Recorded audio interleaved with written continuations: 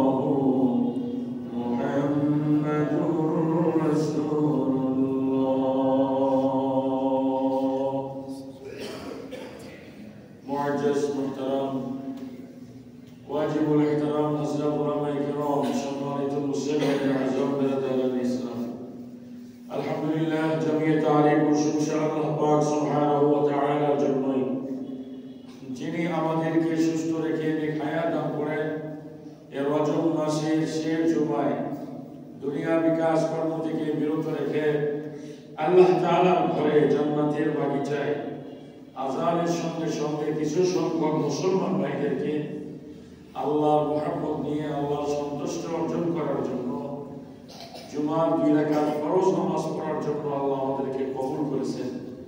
এই জন্য শুকরিয়া আদায়ের পক্ষে সকলে আমাদের ইসলাম থেকে আল্লাহর দেওয়া জবান, আল্লাহর দেওয়া শক্তি, আল্লাহর দেওয়া মুখ ব্যবহার করে সকলে পড়ে নিয়ে আলহামদুলিল্লাহ। লাখ কোটি দরুদ সালাম বর্ষিত হতে থাক সৃষ্টি জগতের সেরা নবী, নবীদের নবী, ইমামদের ইমাম, আশরাফুল আম্বিয়া, খাতামান নবীন, সাইয়্যিদুল মুরসালিন, শাফিউল মুজনাবিন, রাহমাতাল লিল আলামিন এর প্রতি আমরা সকলে পড়ে নেই সাল্লাল্লাহু আলাইহি ওয়াসাল্লাম। সম্মানিত হাজিরিন, গত জুমায় আমি আপনাদের খেদমতে শবে মেরাজ সম্পর্কে কিছু আলোচনা করেছিলাম। মেরাজ থেকে আমাদের জীবনে কি কি বিষয়ে আমাদের শিক্ষণীয় আছে সেটা আমাদের জানার দরকার। খুব গভীর মনোযোগ দিয়ে কথাগুলো বুঝবেন, আমল করার চেষ্টা করবেন। একটা হলো শবে মেরাজ উদযাপন করা, আরেকটা হলো শবে মেরাজ থেকে শিক্ষা গ্রহণ করা। কয়টা জিনিস ভাই? কি বললাম? একটা হলো শবে মেরাজ থেকে শবে মেরাজ উদযাপন করা। বছরে একবার আমি শবে মেরাজকে আমি উদযাপন করলাম, রাসূলের গুণগান জীবনে কিছু আলোচনা করলাম, এটা এক জিনিস।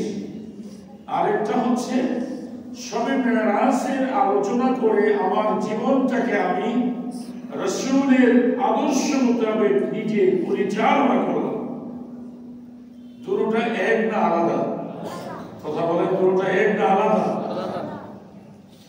আমার আপনার জীবনে যদি হাজারো হাজারো শবে মেরাজ উদযাপন করি, ঈদে মিলাদুন নবী উদযাপন করি, যতগুলো উদযাপনের দিন আছে এগুলো পালন করি, আর যদি তদ অনুযায়ী আমল করি, তাহলে আমার জীবনে কোনো লাভ হবে বলে আমি মনে করি না। কথা বলেন ঠিক কি না?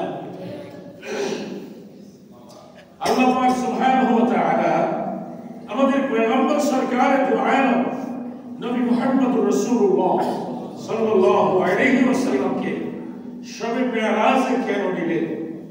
নেওয়ার এই উম্মতের জন্য একটা অনেক বড় শিক্ষণীয় বিষয় আছে। বলে আল্লাহ পাক রব্বুল আলামিন আমার আপনার হাবিবকে শবে মেরাজে নিয়ে গেছেন, এটা আমার আপনার জীবনের সবচেয়ে বড় একটা নিয়ামত। সুবহানাল্লাহ বলেন। এই উম্মতের জন্য সবচেয়ে বড় একটা নিয়ামত। কি নিয়ামত? যে আমার আপনার নবীকে আল্লাহ পাক রব্বুল আলামিন এই রজব মাসে আল্লাহ তাআলার কাছে ডেকে নিয়ে আল্লাহ এক নম্বরে এই উম্মতকে মাফ করে দেওয়ার জন্য একটা হাদিয়া দান করলেন। গত জুমায় তার আলোচনা করেছি, সেটা হলো 5 ওয়াক্ত নামাজ। কয় ওয়াক্ত নামাজ ভাইয়া? সবাই বলেন কয় ওয়াক্ত নামাজ? 5 ওয়াক্ত নামাজ। এটাই উম্মতের জন্য সবচেয়ে বড় নিয়ামত। আল্লাহ তাআলার সঙ্গে বান্দার সম্পর্ক হওয়ার জন্য, আল্লাহর সাথে বান্দার মহব্বত তৈরি করার জন্য, বলে আল্লাহ তাআলা যে বান্দাকে মাফ করতে চায়, আল্লাহ তাআলা যে বান্দাকে জান্নাত দিতে চায়, ওই বান্দার দ্বারা আল্লাহ পাক রব্বুল আলামিন দুনিয়ার জমিনে 5 ওয়াক্ত নামাজের আমল করায় নেন। একটু জোরে বলুন সুবহানাল্লাহ।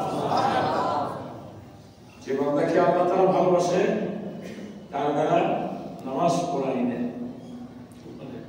তাহলে আমরা এই কথা বুঝতে পারি, যাকে আল্লাহ ভালোবাসে না সে নামাজ পড়তে পারবে না। এটাই তো, কি বলেন? তাই না? যে আল্লাহ তাআলা বান্দাকে ভালোবাসেন, যে আল্লাহ তাআলা বান্দার কল্যাণ চান, ওই বান্দার দ্বারা কেবল আল্লাহ পাক 5 ওয়াক্ত নামাজ জামাতে পড়ায় নেন। যতই কষ্ট হোক না কেন ওই বান্দার জন্য নামাজ পড়াটা কষ্ট মনে হয় না। একটু আল্লাহু আকবার বলতে পারবেন? আল্লাহর ভালোবাসাটা তখনই আমার আপনার উপরে আসবে যখন আমি নামাজ পড়ার জন্য নিজে চেষ্টা করব। বলেন কি করব? কথা বলেন ভাই, কি করব? আমার যদি চেষ্টা না থাকে আমাকে যতই ওয়াজ করুক না কেন, আমি যতই জ্ঞানী হই না কেন, আমি যতই বড় দার্শনিক হই না কেন, আমি যতই বড় আলেম হই না কেন, আমি যতই বড় জাননেওয়ালা হই না কেন, যদি আমার অনুশোচনা, অনুপ্রেরণা, চেষ্টা, মেহনত, একটু আগ্রহ আমার দিলের মধ্যে না থাকে, তাহলে আল্লাহ পাক ওই বান্দাকে ওই কাজটা করার তৌফিকও আমার আল্লাহ তাআলা দেন। আমরা অনেক সময় বলে থাকি যে হুজুর দোয়া করেন, আল্লাহ যদি তৌফিক দেয় তো ইনশাআল্লাহ আগামী হজ যাব। বলে কি বলি না?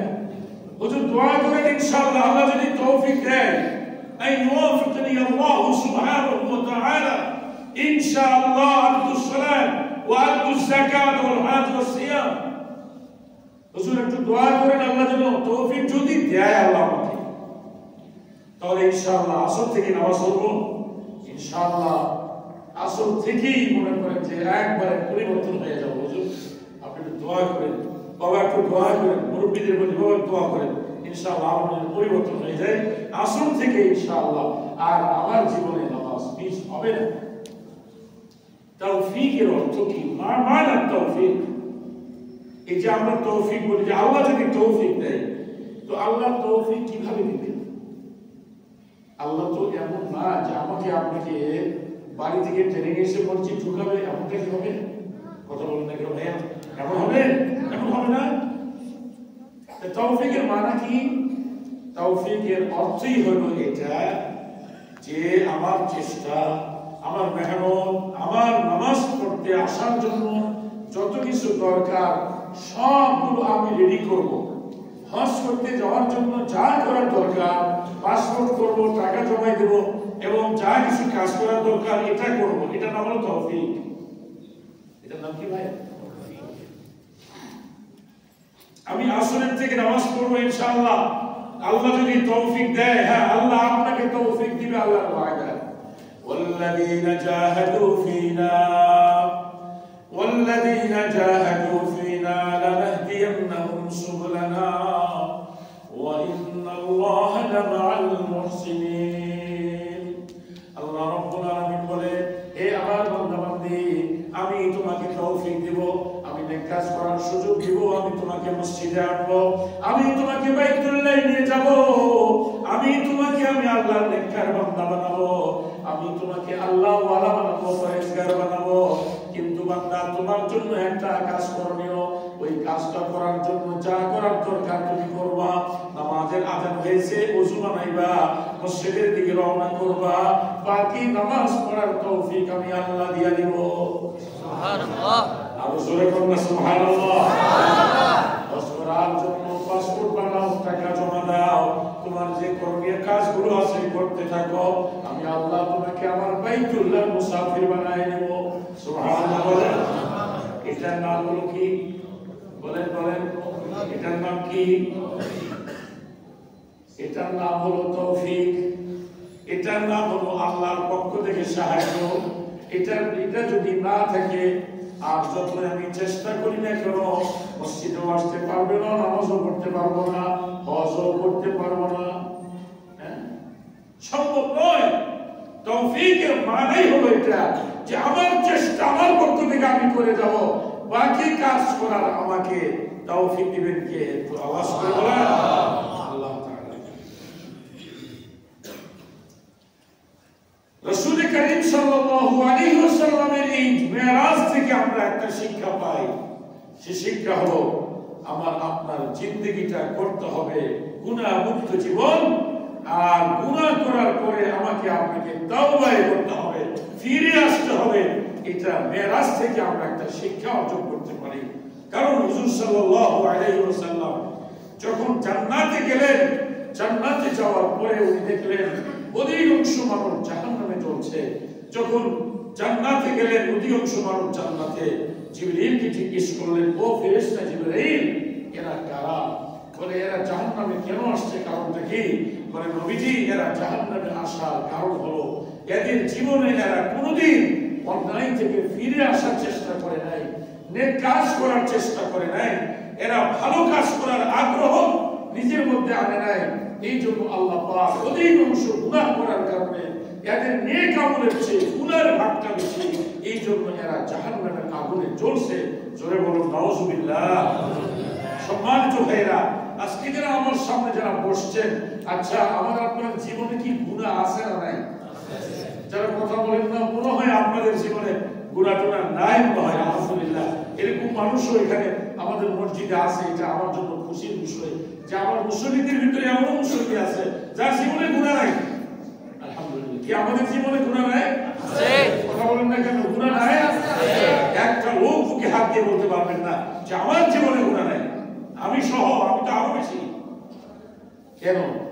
আমরা গুনাহ থেকে বাঁচতে পারবো না।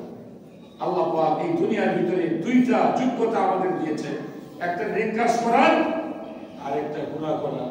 এই দুটোর যোগ্যতা আমাদের ভিতরে আছে।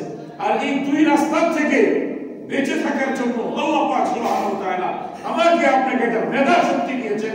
এই মেধাটা আমরা পরিচালনা করব কি দিয়া? আল্লাহ কোরআন দিয়া। যে কামনে করে আল্লাহু আকবার। কত গুনাহ আমাদের। আমরা পৃথিবীর জমিনে তিন ধরনের মুসল্লি আছে। একটা হলো বাৎসরিক মুসল্লি, কথা বলেন তাই না? বছরে একবার আমরা নামাজ পড়ি। কোন নামাজ? ঈদের নামাজ। হ্যাঁ, মনে আছে। কিসের নামাজ ভাইয়া? ঈদের নামাজ। দুই ঈদের নামাজ আছে না এরকম? বছরে আমরা ইনশাআল্লাহ বাৎসরিক মুসল্লি। হ্যাঁ, আরেকটা হলো মাশাআল্লাহ সাপ্তাহিক মুসল্লি, শুক্রবার। আরেকটা হলো খাটিয়া মুসল্লি। কি মুসল্লি? খাটিয়া মুসল্লি। মানে জানাজার খাট যখন তৈরি হয়ে যাবে, জানাজা পড়া। আমরা এমন মুসল্লি আছি, জুমাও পড়ি না, ঈদের নামাজও পড়ি না, কিন্তু জানাজা মিস দেই না। আছে না? একটু কথা বলেন। জি, ফরজ নামাজের প্রতি যতটুকু আমরা গুরুত্ব না দেই, এর চেয়ে বেশি গুরুত্ব দেই জানাজার। কথা বল, ঠিক না ভাই? মনে করেন এই যে কুয়াশা গেল, শীত গেল, এই শীতের মধ্যেও সকাল 9টা বাজে জানাজা অনেকে গেছে, 10টা বাজে। এই যে কুয়াশা, মোটরসাইকেলে হাত ঠান্ডা হয়ে যাচ্ছে, পরে 20 কিলো যেতে হবে মোটরসাইকেল চালে, তো চলে গেছে। কেন? জানাজা পড়া। কি ভাই আছে না? কিসের আশায়? সওয়াবের আশায়, তাই না? সওয়াবের আশায়। আল্লাহু আকবার। আমরা আমাদের বুঝগুলো আমরা কোথায়?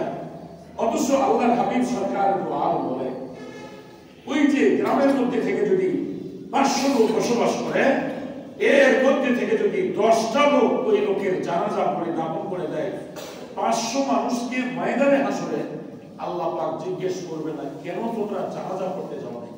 একটু জোরে সুবহানাল্লাহ বলেন। কিন্তু ফরজ নামাজের জন্য, হজরের যে ফরজ নামাজটা আমার জীবনে কাজা হয়ে গেল, এই ফরজ নামাজের জন্য আল্লাহ পাক শুধু জিজ্ঞেসই করবেন না, 2,88,00,000 বছর শুধু জাহান্নামে জ্বলতে হবে দেরি করে পড়ার কারণে। আর না পড়ার কারণে যে কত বছর থাকা লাগবে, এটার সময় নির্দিষ্ট একমাত্র জানেন কে? আল্লাহ। ভাই, আমার আপনার জীবনের জানাজা নামাজগুলো যদি এক পাল্লায় আমরা করি, আর 2 রাকাত ফজরের ফরজ নামাজ এক পাল্লায় করি, খোদার কসম করে বলি, ফজরের 2 রাকাত ফরজ নামাজের সমান হবে না। একটু জোরে বল সুবহানাল্লাহ। কত নামাজ আমার জীবনে আমি কাজা করছি। হ্যাঁ, জোহরের নামাজ কত নষ্ট করলাম, আসরের নামাজ কত নষ্ট করতেছি, মাগরিবের নামাজ কত নষ্ট করতেছি। এই যে নষ্ট করতেছি, আমরা গুনাহ করতেছি, ঠিক না? আমরা গুনাহের কাজ করতেছি। নবীজি এমনও বলেছেন, কি বলেছেন? যে আমরা মানুষের কাতারেও নাই নামাজ না পড়লে। হয়তো কথাটা বললে আপনারা হয়তো রাগ করবেন যে হুজুর এত বড় কথা বলার দরকার ছিল। ভাষাটা আল্লাহ পাক নিজেই কোরআনে বলেছেন, শুনুন। وَلَقَدْ ذَرَأْنَا لِجَهَنَّمَ كَثِيرًا مِنَ الْجِنِّ وَالْإِنسِ لَهُمْ قُلُوبٌ لَا يَفْقَهُونَ بِهَا وَلَهُمْ أَعْيُنٌ لَا يُبْصِرُونَ بِهَا وَلَهُمْ آذَانٌ لَا يَسْمَعُونَ بِهَا أُولَئِكَ كَالْأَنْعَامِ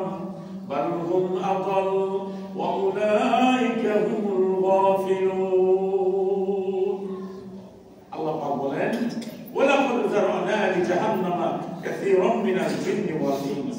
আল্লাহ বলে অনেক জিন ইনসান দিয়ে আমি আল্লাহ জাহান্নাম থেকে পরিপূর্ণ করব।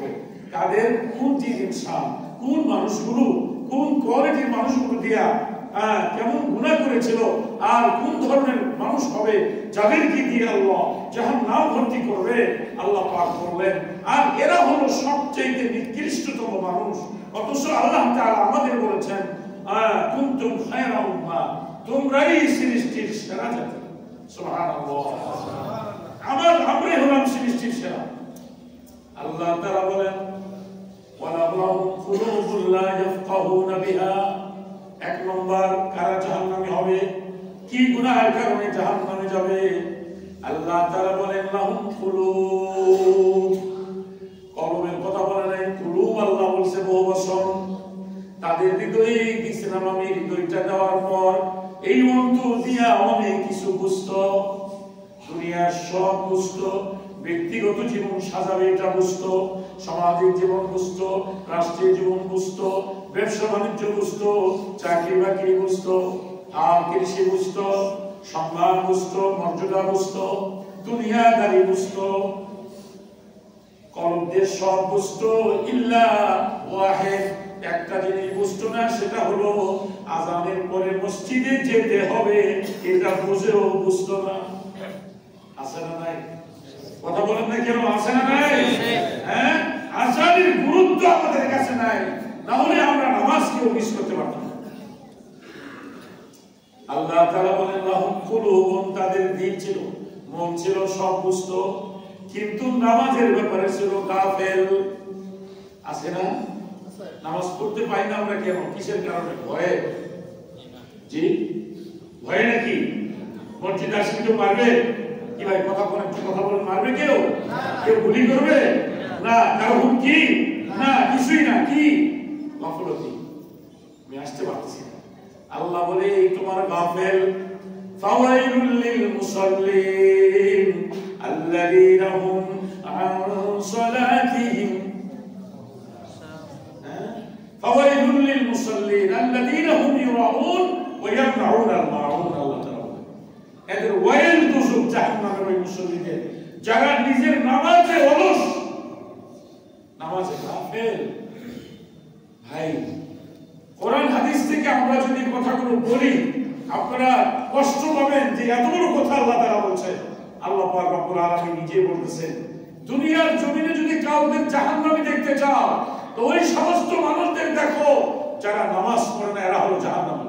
ঠিক, যারা বলেন এরা কি জাহান্নামী। মনে মনে আশা করতেছি যে জাহান্নামে কে যাবে না যাবে না। আল্লাহ দুনিয়াতেই জান্নাত জাহান্নামের দুইটা দল আছে, ফরিকুম বিল জান্নাত ওয়া ফরিকুম বিস সাঈদ। একটা দল যাবে জান্নাতে, আরেকটা দল যাবে জাহান্নামে। কোন দলটা যাবে? যারা নামাজ পড়ে উলাইকা হুমুল ওয়ারিসুন, এরা জান্নাতি। আর যারা নামাজ পড়বে না, ফাওয়াইলুল লিল মুসাল্লিন, এই মুসল্লিদের জন্য যারা নামাজ পড়বে না, অলস, এদের জন্য হলো ওয়াইল দোজখ। কোথায় যেতে চাই আমরা ভাইয়া? বলেন, কথা বলেন। জান্নাতে যেতে চাই। তো জান্নাতে যেতে হলে নামাজ পড়তে হবে। নামাজ না পড়ার কারণে এর চেয়ে বড় গুনাহ আর দুনিয়াতে নেই। আমরা আপনার বাড়িতে যে কোরআন থেকে আল্লাহ বলতেছেন এরপরে ওয়ালাহুম আযানুন লা ইয়াসমাউনা বিহা, আল্লাহ বলছেন এদের কান দিয়েছিলাম, সব শুনতো, কিন্তু আযানটা শুনেও শুনতো না। আসি না, যখন আযান শুরু হয় আল্লাহু আকবার, পুরা বাংলাদেশে এক এক ইঞ্চি মাটি বাদ হয় যেখানে আল্লাহ তাআলার পবিত্র নাম উচ্চারিত না হয়। সুবহানাল্লাহ বলবেন না? সুবহানাল্লাহ। একদম শেষ পর্যন্ত দেখেন বনের ভিতরে, ওখানে ওই বিজিবি ক্যাম্পের মধ্যে ওখানে মসজিদ আছে, ওখানে আযান হয় আল্লাহু আকবার। সারা বাংলাদেশে আমাদের আযান হয় এখনার মতো, পুরা বাংলাদেশে নয় সারা পৃথিবীও দেখেন আযানের ধ্বনি। আমরা বাংলাদেশের কথা বলি, মুসলিম দেশ, আযানের আওয়াজ আমরা আপনার কানে আসে, কিন্তু দেখা যায় মহল্লার ভিতরে 10,000 লোক বসবাস করে, 100 লোক নামাজ পড়ে। তাহলে 100 লোক আযান শুনে আর বাকিগুলো শুনেও নবীর মেরাজ থেকে এই যে আমরা একটা শিক্ষা আমার জীবনের, আমরা গুনাহ, এই যে নামাজ না পড়ে গুনাহ হচ্ছে, এই গুনাহ থেকে আল্লাহ আমাদের হেফাজত করুক। জোরে বলেন আমিন। গুনাহ এমন একটা জিনিস, নামাজের গুনাহ এত বড় মারাত্মক গুনাহ যে আল্লাহ পাক নারাজ হয়ে যায়, রহমতের দরজা বন্ধ করে দেয়, মাখলুকা নারাজ হয়। ওই রুজি, ওই রাস্তা, ওই সব কিছু পশু পাখি আল্লাহর কাছে বলে, আল্লাহ এই লোকটা যেন আমাদের সামনে না আসে। কবর ডাকে ডাকে চিৎকার করে আল্লাহর কাছে বলে, আল্লাহ এতগুলো মানুষ পাশ দিয়ে যায়, যাদের আমল দেখলে আমরা খুশি হয়ে আমার কাছে শুইবে, আর এই লোকটা যে নামাজ পড়ে না, আল্লাহ মসজিদে যায় না, এর কেন আপনি জমিনে বাঁচায় রাখছেন? আপনি আমাকে পারমিশন দেন, আমি জমিনটাকে গ্রাস করে নিই। নাউজুবিল্লাহ বলেন। সম্মানিত ভাইয়েরা, এই জন্য আসেন আমরা নামাজি।